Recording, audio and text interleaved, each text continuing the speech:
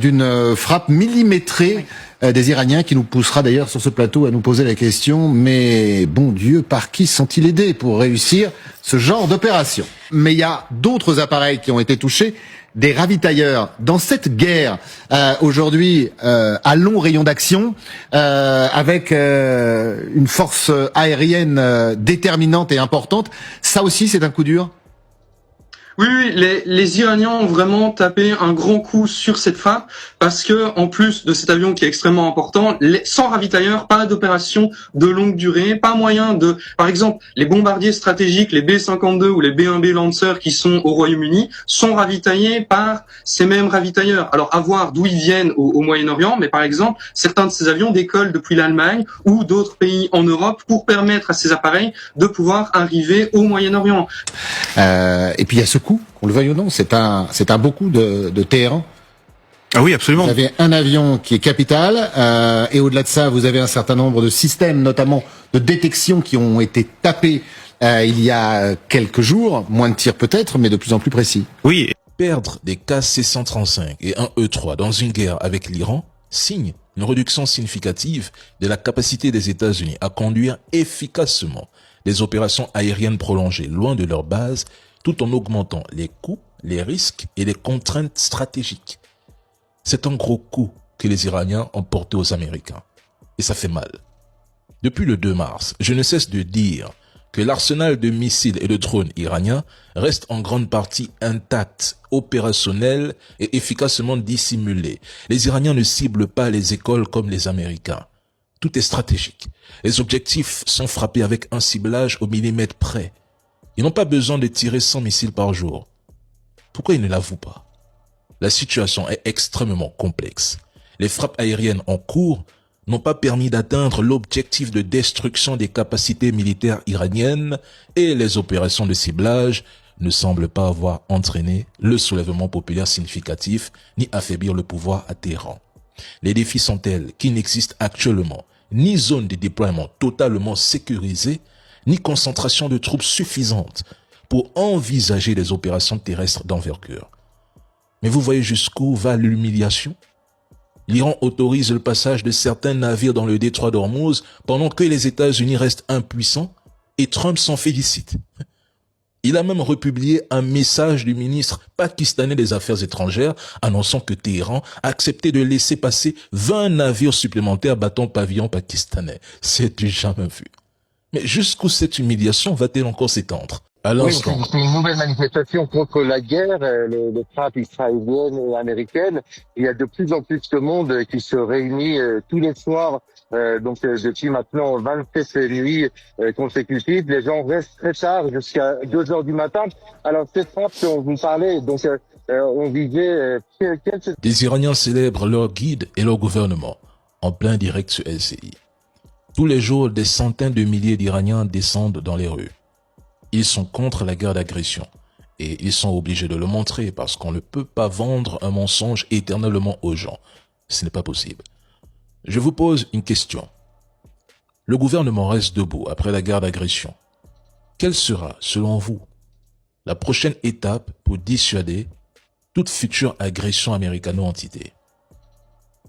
C'est l'Iran qui fixera la fin de cette guerre.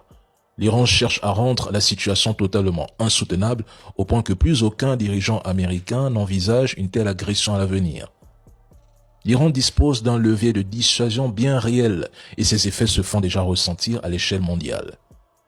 Plusieurs navires occidentaux enlèvent leur drapeau, changent même de pavillon, certains passant sous drapeau chinois. Incroyable. Vous voyez jusqu'où l'Iran impose ses règles, sans oublier ces pays qui payent le pétrole en yuan. Je rappelle que l'Iran se bat aujourd'hui malgré près de 40 ans de sanctions continues imposées, notamment par les États-Unis et leurs alliés, tout en faisant face à une coalition de pays. Il résiste et inflige des pertes colossales, là où beaucoup d'autres pays auraient déjà sombré en 1 heure chrono.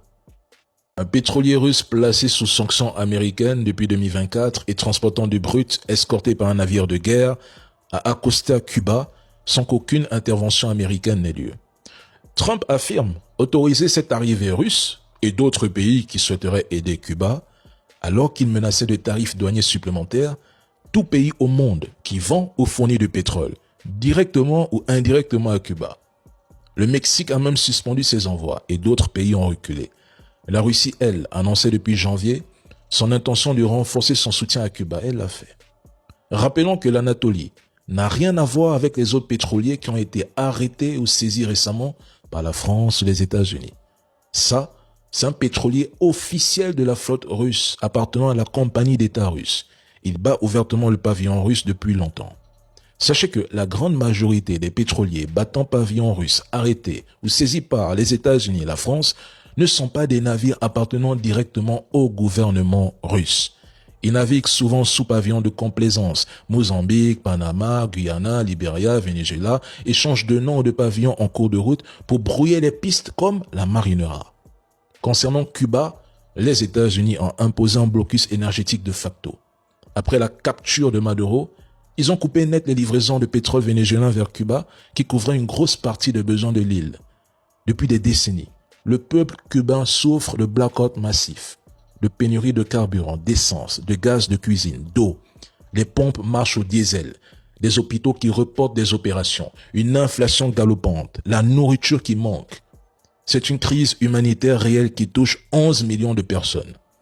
Trump a signé un executive order déclarant une urgence nationale à cause de Cuba, accusant le gouvernement de Diaz-Canel de soutenir des pays hostiles aux États-Unis comme la Chine, l'Iran et la Russie. Ajoutez à ça des groupes terreau et la menace sur la sécurité des États-Unis.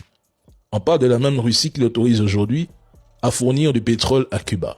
L'Iran aurait conclu une sorte d'accord avec le Qatar probablement pour mettre un terme aux attaques iraniennes.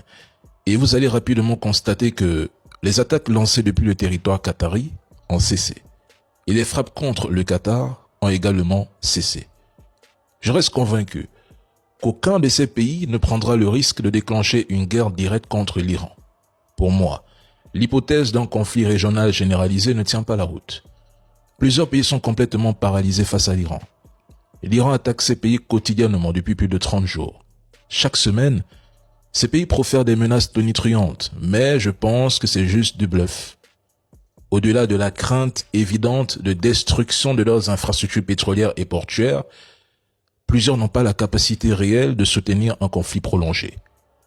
L'Iran dispose de vedettes rapides lance-missiles, d'au moins une vingtaine de sous-marins et mise sur des tactiques d'attaque en SM soutenues par un vaste réseau de missiles anti-navires déployés le long de ses côtes.